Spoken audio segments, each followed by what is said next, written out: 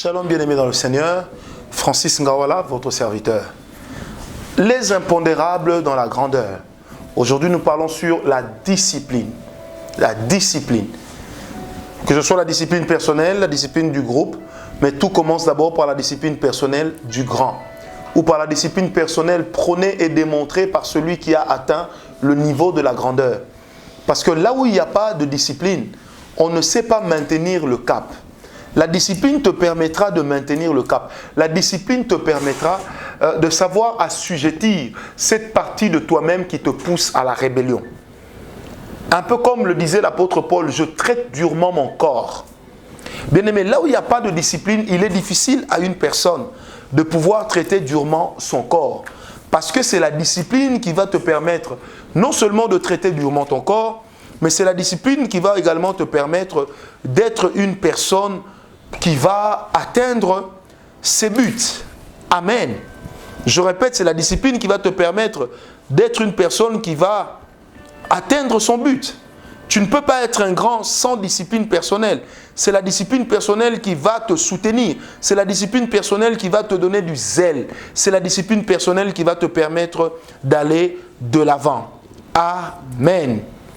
Donc soyons donc des personnes disciplinées, des personnes fortes, des personnes qui savons donner nos propres corps en libation, comme sacrifice. Des personnes qui acceptons de faire obstacle à tout ce qui nous empêche ou à tout ce qui pourrait nous amener à être éparpillés, à vivre dans la rébellion. Et je sais que Dieu va nous aider. Amen. Bien-aimé, la discipline, c'est également la capacité de pouvoir s'humilier soi-même pourvu qu'on atteigne un but. Vous devez être discipliné à l'égard de Dieu, discipliné dans votre programme de prière, discipliné dans vos programmes de lecture de la parole de Dieu, discipliné dans l'ensemble des choses que vous avez à faire juste parce que vous avez des résultats que vous devez atteindre. La Bible dit, mais si vos pères de chair dans Hébreu vous disciplinent pour des biens mortels, combien plus forte raison votre Père qui est dans les cieux ne vous disciplinera-t-il pas pour des biens éternels? Et dans Galates 2, l'apôtre Paul dit, verset 20, si donc je vis, ce n'est plus moi qui vis, mais c'est Christ qui vit en moi. Bien-aimé, qu'est-ce que cela veut dire? Qu'une personne qui est disciplinée envers Dieu est une personne qui s'est totalement abandonnée à la direction et à la gestion de sa personne par le Saint-Esprit. Est-ce que quelqu'un m'a compris? Bien-aimé, sans discipline, il est difficile d'avancer. Sans discipline, ça devient comme la cour du roi Péto, une pétaudière. Vous savez, la cour du roi Péto était caractérisée par le fait que chacun faisait ce qu'il voulait. Bien-aimé, une personne qui veut être leader, qui veut être un grand, doit commencer, comme dit l'apôtre Paul à Timothée, que tout diacre, tout ancien doit être lui-même un bon père de famille. Il doit être capable de jouir d'un bon témoignage. Est-ce que quelqu'un me comprend? Parce que la discipline te permettra d'avoir un bon témoignage. La discipline t'évitera certains faux pas dans la vie. La discipline te permettra d'être rangé. La discipline te permettra d'être quelqu'un d'honorable. Parce qu'une personne disciplinée ne répond pas à n'importe quelle provocation. Une personne disciplinée ne fait pas n'importe quoi.